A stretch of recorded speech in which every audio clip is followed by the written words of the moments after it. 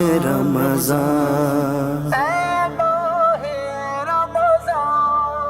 تمام تعریفیں اللہ وحدہ لا شریک کے لیے جو اس جہاں کا حقیقی خالق اور مالک ہے، اور تمام درود و سلام حضور تاجدار ختم نبوت صلی اللہ تعالیٰ علیہ وآلہ وسلم کے لیے۔ ناظرین محترم، وہ مہینہ جس کا حضور اکرم صلی اللہ تعالیٰ علیہ وآلہ وسلم کو بھی بےحد انتظار ہوتا تھا، وہ مہینہ جس میں مسلمانوں کو مکہ فتح ہوا، وہ مہینہ جس میں قرآن شریف نازل ہوا۔ جی ہاں ناظرین، رمضان الکریم اپنی رحمت و برکتوں کے ساتھ ہمارے ساتھ آنے والا ہے، اسی لیے کی پوائنٹ ایک بہت زبردست پروگرام لے کے آ رہا ہے جس کا نام رمضان اسپیشل پوڈ کاسٹ۔ آج ہمارا پہلا پروگرام ہے جس کا عنوان آمد رمضان ہے۔ ناظرین، آمد رمضان اور جو ہمارے ساتھ شخصیت موجود ہے، ناظرین محترم، آج جو ہمارے ساتھ شخصیت موجود ہے پاکستان میں سلسلہ اشرفیہ کی سب سے بڑی شخصیت ہیں، سمنانی انٹرنیشنل ویلفیئر کے چیئرمین ہیں، جامعہ طاہر اشرفیہ کے پرنسپل ہیں۔ جی ہاں، میری مراد ڈاکٹر سید محمد اشرفی الجیلانی دامت برکاتہم العالیہ صاحب۔ السلام علیکم۔ وعلیکم السلام ورحمۃ اللہ۔ کیا حال حضور؟ آپ خیریت سے؟ الحمدللہ۔ حضور آپ کا بہت شکر گزار ہوں کہ آپ نے اس زبردست عنوان پہ ہمیں وقت دیا۔ حضور اجازت ہو تو سوالات کا آغاز کریں۔ حضور، پہلا سوال کہ حضور اکرم صلی اللہ تعالیٰ علیہ وآلہ وسلم رمضان المبارک کا کس طرح استقبال کیا کرتے تھے؟ بسم اللہ الرحمن الرحیم۔ دیکھیے، مہمان جو ہے نا وہ کئی قسم کے ہوتے ہیں۔ کچھ مہمان وہ ہوتے ہیں جن کو انوائٹ کیا جاتا ہے، بلایا جاتا ہے۔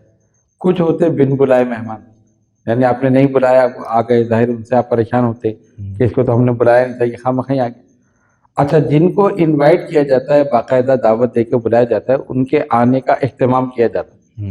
آنے سے پہلے ہم گھر سجاتے ہیں، صاف ستھرا کرتے ہیں، لوگوں کو اس مہمان کی آمد سے پہلے اس کی فضیلت بتاتے ہیں کہ دیکھو وہ آنے والا ایسا ہے، اتنا محترم ہے، اتنا معتبر ہے، ان کے سامنے اس طرح بیٹھنا، اس طرح اٹھنا، اس طرح کلام کرنا، یہ ساری چیزیں نا۔ ٹھیک۔ تو بلا تشبیہ و تمثیل رمضان المبارک بھی ایک مہمان ہے جو 30 دن کے لیے یا 29 دن کے لیے آتا ہے۔ تو جس مہمان کی آمد سے پہلے اس کی فضیلت بیان کر دی جائے تو وہ اس بات کی دلیل ہے کہ آنے والا بڑا محترم ہے، بڑا مقدس ہے، اور اس کا بڑا احترام کیا جانا چاہیے۔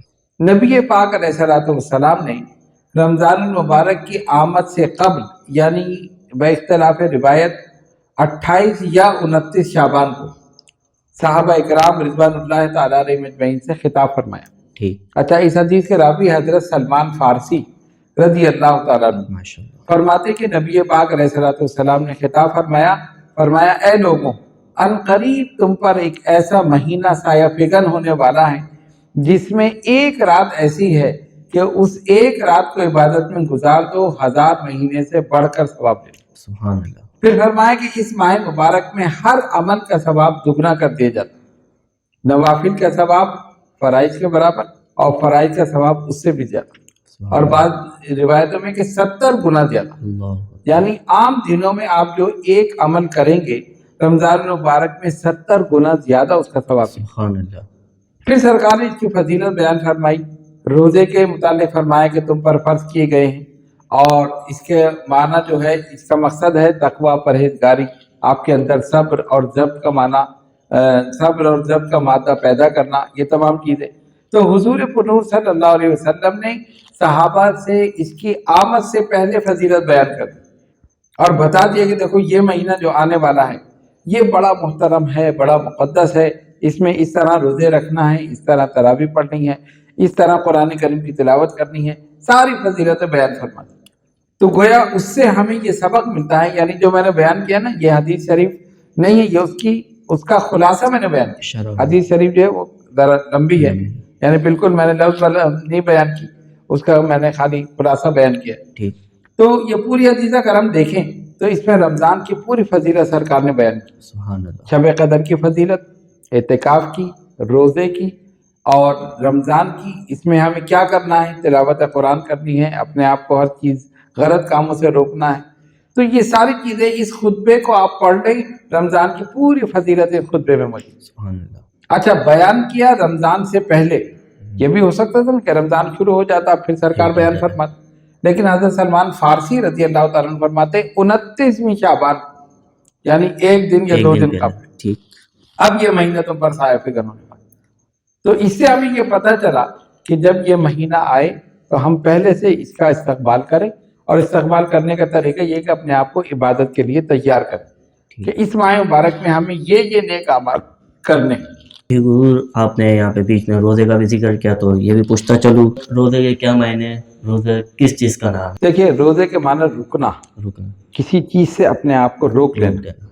اور اصطلاح شریعت میں رمضان المبارک میں صبح سے لے کر یعنی طلوع آفتاب سے لے کر غروب آفتاب تک ہر قسم کی کھانے پینے کی چیزوں سے اور عمل تجویز سے اپنے آپ کو روک لینا, یہ روزہ. ٹھیک ہے نا. تو اب کیا ہے کہ ہمیں صرف یہ نہیں سوچنا ہے کہ کھانے پینے کی چیزوں سے, ہمیں جھوٹ سے بھی روکنا ہے اپنے آپ, غیبت سے بھی روکنا ہے, چغلی سے بھی روکنا ہے, کسی کی دل آزاری سے بھی روکنا ہے, فحش گوئی سے بھی روکنا ہے.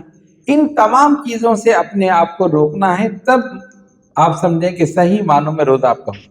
یعنی خالی بھوک اور پیاس کے ساتھ ساتھ ہر بری چیز سے بھی بچنا ہے, جس کا بچنا نام ہے, روزہ. کیونکہ سرکار نے فرمایا نا حدیث شریف جس کا مفہوم یہ ہے کہ کچھ روزے دار ایسے ہوں گے جنہیں بھوک اور پیاس کے سوا کچھ حاصل نہیں ہوگا. اللہ, یعنی ان کو اجر و ثواب نہیں ملے گا. صبح سے شام تک بھوکے ہیں, پیاسے ہیں, کھا نہیں رہے, پی نہیں رہے, لیکن جھوٹ چل رہا ہے, غیبت چل رہی ہے, گالیاں دے رہے ہیں, فحش گوئی کر رہے ہیں, سارے کام کر. تو سرکار نے فرمایا انہیں بھوک اور پیاس کے سوا کچھ حاصل. اللہ اکبر. تو ایسے روزے سے کیا فائدہ؟ تو ہمیں چاہیے کہ جب ہم روزہ رکھیں تو ان تمام چیزوں سے بھی پرہیز کریں تاکہ اس کے پورے اجر و ثواب کو ہم پا سکیں. یعنی خالی بھوک پیاسا سے نہیں رہنا, تقوی بھی اختیار کرنا ہے. تقوی اختیار کرنا ہے اور اپنے آپ کو ان تمام چیزوں سے روکنا ہے. اچھا حضور, علماء فرماتے ہیں کہ رمضان آتا ہے شیطان کو قید کر لیا جاتا ہے, پھر بھی جو ہے گناہوں کی نوسط پھر بھی دیکھی جاتی ہے, آپ اس بارے میں کیا فرمائیں گے؟ یہ بڑا دلچسپ سوال ہے. رمضان تو واقعی ایسا مہینہ ہے کہ اس میں شیطان کو قید کیا جاتا ہے, وہ تو حدیث شریف ہے, اس پہ تو ایمان ہے اور ہونا چاہیے. لیکن آپ کا سوال بالکل درست ہے کہ جب ہم دیکھتے ہیں تو رمضان میں سارے کام ہو رہے سارے ہیں, کام ہو رہے ہوتے ہیں. غیبت بھی کرتے ہیں, چغلی بھی, دل آزاری بھی, اور دیگر چیزیں, غلط کام. اس کی وجہ کیا ہے؟ اس کی وجہ یہ ہے کہ 11 مہینے شیطان اتنا انسان کو گمراہ کر دیتا ہے اور اپنے پنجوں میں, اپنے غلط قسم کے کنڈوں میں وہ پھنسا لیتا ہے کہ اس کو پھر رمضان میں ضرورت نہیں پڑتی بہکانے. وہ مکمل ہی شیطان بنا ہوتا ہے انسان, تو اس لیے وہ ویسے خود بخود کرتا رہتا ہے. تو شیاطین تو بلا شبہ قید کیے جاتے ہیں, لیکن انسان ہی وہ کام کرتے ہیں کہ اگر آپ دیکھیں تو شیطان بھی اس کو دیکھ کر شرما جائے, وہ خود ہی انسان شیطان بن جاتا ہے. اچھا حضور, اس سے پھر بچنے کے لیے کیا عمل کریں, کوئی وظیفہ؟ ہاں, یہ بہت اچھا سوال ہے. اس سے بچنے کے لیے سب سے پہلی چیز ہے استغفار. استغفر اللہ ربی من کل ذنب واتوب الیہ, کیونکہ حدیث شریف کے مطابق استغفار جو ہے سرکار نے فرمایا یہ تمہارے دلوں کی پالش ہے, یہ دلوں کو صاف کرتی ہے. استغفار جتنی کثرت سے آپ پڑھیں گے آپ کا قلب جو ہے گناہوں کی آلودگی سے پاک ہو جائے. تو اگر آپ چاہتے ہیں کہ رمضان المبارک کے پورے فیض و برکات کو حاصل کریں تو رمضان سے پہلے ہی استغفار شروع کر دیں, اور رمضان المبارک میں جب چاہیں, جب خالی بیٹھیں, کہیں جا رہے ہیں, کہیں سے آ رہے ہیں, چلتے پھرتے پڑھتے رہیے استغفر اللہ ربی من کل ذنب واتوب الیہ. جتنا زیادہ پڑھیں گے قلب صاف ہوگا, شیطان دور ہوگا, رحمان قریب ہوگا, عبادت میں ذوق اور شوق پیدا ہوگا. اچھا حضور, پچھلے کئی سالوں سے دیکھا جا رہا ہے رمضان المبارک سے پہلے ایک پوسٹ چلائی جاتی ہے کہ جس نے رمضان شریف کی سب سے پہلے مبارکباد دی اس کے فلاں سال کے گناہ معاف ہو جائیں گے. اس طرح کی کوئی حدیث یا کوئی روایت موجود ہے؟ نہیں, دیکھیں یہ میڈیا پہ ہمارے آج کل ایسا چل رہا ہے کہ ہم بغیر تحقیق کے بات آگے پہنچا دیں. میری نظر سے کوئی ایسی حدیث نہیں گزری, ہو سکتا ہے کوئی ہو, لیکن یہ کہ آج کل جو ایک ٹرینڈ چل رہا ہے نا, ایک بات آپ کو ملی, آپ نے بغیر تحقیق آگے پہنچا دی, وہ فلاں صاحب نے دیکھا, انہوں نے اور آگے پہنچا دی. اور حدیث شریف میں یہ آیا کہ انسان کے جھوٹا ہونے کے لیے یہی بات کافی ہے کہ بغیر تحقیق کے بات آگے پہنچا دی. تو اس لیے ہم تمام مسلمانوں کو, اور آپ کے اس چینل کے توسط سے میں سب کو یہ کہہ رہا ہوں کہ یہ بات جہاں تک بھی پہنچے کہ ہمیں ہرگز ایسا نہیں کرنا چاہیے کہ ہم بغیر تحقیق کے بات آگے پہنچا دیں. پہلے ہم اس کی تحقیق کریں, اگر بات درست ہے, صحیح ہے, پھر آپ آگے پہنچائیں. اچھا, ساتھ یہ بھی فرما دیں کہ تحقیق کس سے کروائیں, کیونکہ یہاں پہ تو ہر کوئی مفتی بنا ہوتا ہے. نہیں, آپ خود تحقیق کریں, آپ خود تحقیق کریں. علماء اہل سنت موجود ہیں, یعنی عوام سے نہ پوچھیں, علماء سے پوچھیں. اور الحمدللہ ہمارے علماء موجود ہیں، ٹھیک، یعنی ان علماء سے سے آپ رابطہ کریں. ہاں بالکل علماء سے رابطہ کریں، ان سے پوچھیں کہ جی یہ حدیث آئی ہے تو آپ ہمیں بتائیں کہ ایسا کچھ ہے، ٹھیک. اگر واقعی ہے تو ہم بھی کریں یہ کام کہ بھئی ہم پہلے بڑھ کر مبارکباد دیتے ہیں، ہم یہ کر دیں وہ کر دیں، اور اگر ایسا نہیں ہے تو پھر ہم نہ کریں. ٹھیک. تو آپ خود بھی تحقیق کر سکتے ہیں، آپ علماء سے بھی پوچھ سکتے ہیں، الحمدللہ علماء اہل سنت موجود ہیں، وہ آپ کی رہنمائی کریں. ٹھیک. لیکن خود کبھی کوشش نہ کریں کہ آپ بغیر سوچے سمجھے بات آگے پہنچا دیں، ٹھیک. اس سے بڑا نقصان ہے. یہ چیز کو ذہن میں رکھیں. یعنی جھوٹ پھیلانے والوں میں شامل ہو جائیں گے ابھی آپ. ہاں بالکل، اور آج کل ہو رہا ہے. جی.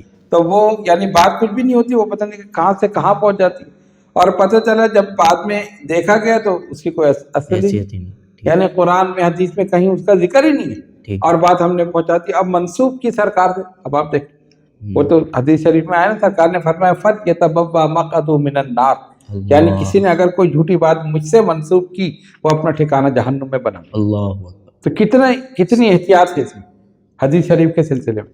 تو حدیث شریف تو خاص طور پر اگر کوئی آپ کو ملے ایسی اور آپ دیکھیں تو اس کی پہلے علماء سے تصدیق کرا دیں کہ واقعی یہ درست ہے، اگر درست ہے تو آپ پہنچا دیں ثواب کی نیت سے کہ بھئی اچھا ہے، کوئی پڑھے گا عمل کرے گا ثواب آپ کو ملے.